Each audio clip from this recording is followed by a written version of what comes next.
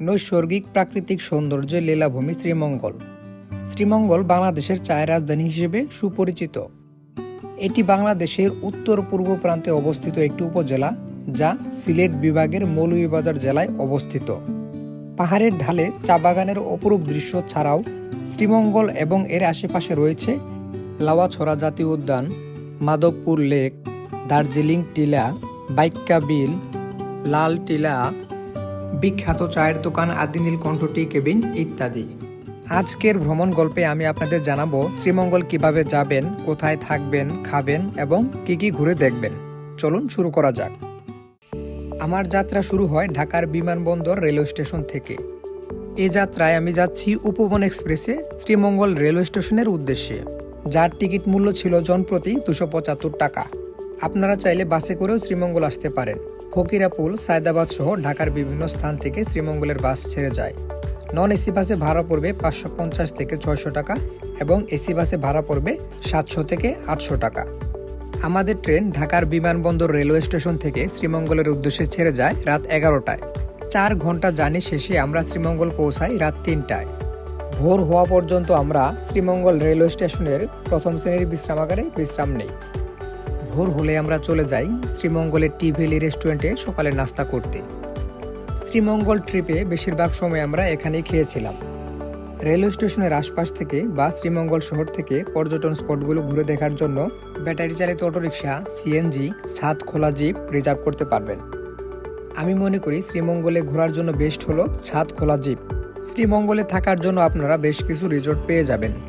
এবারের শ্রীমঙ্গল ট্রিপে আমরা বুক করেছিলাম শ্রীমঙ্গলের D more hotel and resort. এই রিসোর্ট সম্পর্কে বিস্তারিত ভিডিও আমার চ্যানেলে দেওয়া আছে, আপনারা চাইলে দেখে আসতে পারেন। পর্যটন স্পটগুলো ঘুরে দেখার জন্য আমরা সারাদিনের জন্য একটা ছাদ খোলা জিপ রিজার্ভ করেছিলাম, যেটির ভাড়া পড়েছিল 2500 টাকা। আমাদের আজকের দিনের প্রথম গন্তব্য হলো শ্রীমঙ্গলের সবচেয়ে সুন্দর চা বাগান দার্জিলিং টিলা। দার্জিলিং টিলায় যাওয়ার জন্য এখানে বেশ কিছু নির্দেশনা দেয়া আছে। মেইন গেট থেকে 15 থেকে 20 মিনিট হেঁটে দার্জিলিং টিলায় যেতে হয়। দার্জিলিং টিলায় যাওয়ার সময় আপনারা আশেপাশে সুন্দর সুন্দর চা বাগান দেখতে পাবেন। দুপাশে চা বাগান বেষ্টিত রাস্তা দিয়ে হাঁটতে হাঁটতে আমরা পৌঁছে গেছি দার্জিলিং টিলায়। এটি মূলত এমআর খান টি স্টেটের একটি চা বাগান। এটি দেখতে অনেকটা দার্জিলিংয়ের চা বাগানের মতো হওয়ায় এর নাম দেওয়া হয়েছে দার্জিলিং টিলা। দার্জিলিং টিলার সৌন্দর্য মুখে বলে বোঝানো সম্ভব না। আপনি এটার সৌন্দর্য দেখলে মুগ্ধ হয়ে যাবেন। এটি প্রকৃতির মাঝে হারিয়ে যাওয়ার জন্য একটি আদর্শ জায়গা। এই সবুজ গালিচায় হাঁটার জন্য হলেও আপনার একবার শ্রীমঙ্গল আসা উচিত। দার্জিলিং টিলার সৌন্দর্য অবলোকন শেষে আমাদের জিপটি ছুটে চলেছে লাওয়াছড়া জাতীয় উদ্যানের দিকে। রাস্তার দুপাশের প্রাকৃতিক সৌন্দর্য দেখতে দেখতে আমরা পৌঁছে যাই লাওয়াছড়া জাতীয় উদ্যানে। টিকিট কেটে লাওয়াছড়া জাতীয় উদ্যানে প্রবেশ করতে হয়। লাওয়াছড়া উদ্যানে প্রবেশের বর্তমান টিকিট মূল্য জনপ্রতি 115 টাকা। চলুন ভেতরে যাওয়া যাক। মৌলভীবাজার জেলার কমলগঞ্জ এবং শ্রীমঙ্গলের আংশিক জায়গা নিয়ে 1250 হেক্টর জায়গা জুড়ে সংরক্ষিত এই চিরহরিণ বন লাওয়াছড়া উদ্যান। 1996 সালে বাংলাদেশ সরকার এটিকে জাতীয় উদ্যান হিসেবে ঘোষণা করে। উদ্যানে প্রবেশ করার সময় রাস্তার দুপাশের সারি সারি গাছ আপনাকে অভ্যর্থনা জানাবে। সংরক্ষিত বনাঞ্চল হওয়ায় এখানে অনেক বড় বড় শতবর্ষী গাছের দেখা মেলে। অল্প কিছুক্ষণ হাঁটলেই সামনে লাওয়াছড়া উদ্যানের রেল ক্রসিং পেয়ে যাবেন। লাওয়াছড়া উদ্যানের এই রেল লাইনটি আমার কাছে অসম্ভব সুন্দর লেগেছে। একদম ঘন সবুজ অরণ্যের মাঝখান দিয়ে চলে গেছে একটি রেল লাইন। আপনারা শ্রীমঙ্গল ট্যুরে আসলে অবশ্যই লাওয়াছড়া উদ্যানের এই রেল লাইনটি ঘুরে দেখে যাবেন। এই রেল লাইনে একটি অস্কার জয়ী হলিউড মুভির শুটিং করা হয়। মুভিটির নাম around the world in 80 days, যেটি শুটিং করা হয়েছিল 1955 সালে এবং মুভিটি মুক্তি পায় 1956 সালে। এছাড়া এখানে বিখ্যাত কথা সাহিত্যিক হুমায়ুন আহমেদের একটি মুভির শুটিং করা হয়। মুভিটির নাম আমার আছে জল। সৌভাগ্যবশত আমরা লাওয়াছড়া উদ্যানে ট্রেনের দেখা পেয়েছিলাম।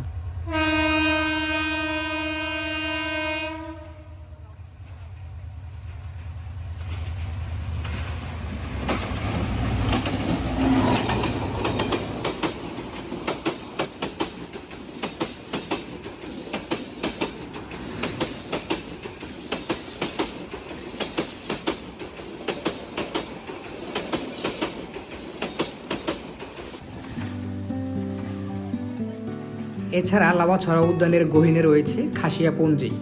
ঘন জঙ্গল বেষ্টিত সরু রাস্তা দিয়ে আমরা হেঁটে চলেছি খাসিয়াপঞ্জির দিকে। হাঁটতে হাঁটতে আমরা চলে এসেছি মাঠের মতো একটা জায়গায়, যেখানে স্থানীয় লোকজন আনারস ও কলা বিক্রি করতেছে। লাওয়াছড়া উদ্যানের বনের ভেতর দিয়ে বেশ কয়েকটি স্বচ্ছ পানির ঝিরি বা ছড়া রয়েছে। খাসিয়াপঞ্জিতে যাওয়ার সময় দু একটি চোখে পড়বে। আমরা চলে এসেছি খাসিয়াপঞ্জিতে। ক্ষুদ্র নৃগোষ্ঠী এই খাসিয়া সম্প্রদায়ের মূল পেশা হলো পান চাষ করা। পান চাষ করে ওনারা জীবিকা নির্বাহ করেন। খাসিয়াদের পান চাষে কোনো বরজের প্রয়োজন হয় না, তারা পাহাড়ি উঁচু গাছে পান চাষ করে থাকে। এটি সুন্দর পরিপাটি সাজানো গোছানো একটি ছোট গ্রাম। চলুন আপনাদের গ্রামটি ঘুরে দেখাই।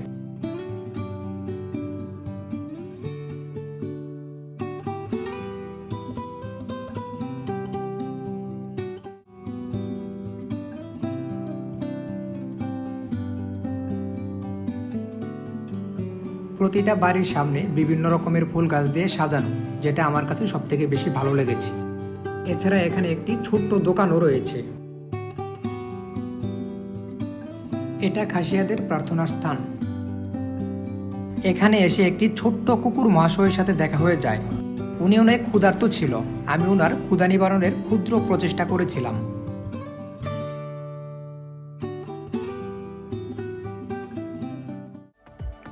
লাওয়াছড়া উদ্যানের ভেতর দিয়ে চলে যাওয়া রাস্তা দিয়ে এখন আমরা যাচ্ছি মাধবপুর লেকের উদ্দেশ্যে। দুপাশে ঘন বনাঞ্চলের মাঝখান দিয়ে সাপের মতো এঁকে বেঁকে চলে গেছে রাস্তাটি। মাধবপুর লেকটি মৌলভীবাজার জেলার কমলগঞ্জ উপজেলায় অবস্থিত।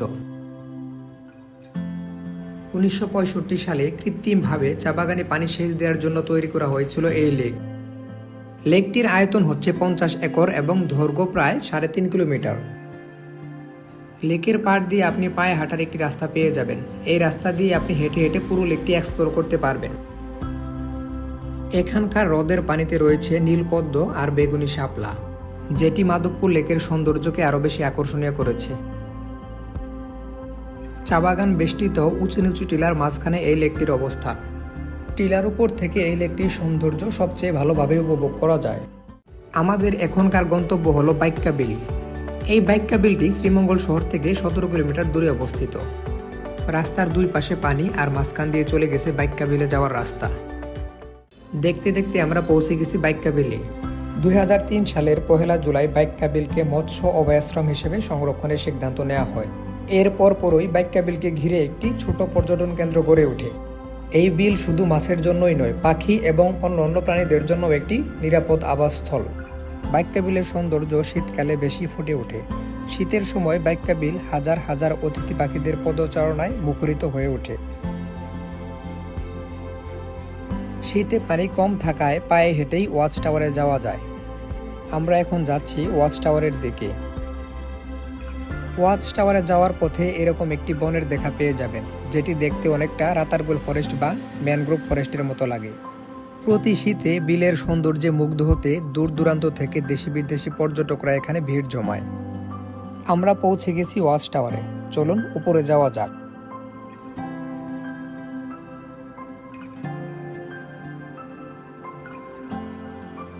ওয়াচ টাওয়ার থেকে পুরো বিলের একটা প্যানোরামিক ভিউ পাওয়া যায়। বর্তমানে হাওরটি 80 প্রজাতির মাছ, 18 প্রজাতির বিলুপ্তপ্রায় মাছ এবং প্রায় 160 প্রজাতির পাখির নিরাপদ আবাসস্থল। ওয়াচ টাওয়ারের রেলিংয়ে বিভিন্ন পাখি এবং মাছের পরিচিতি দেওয়া আছে।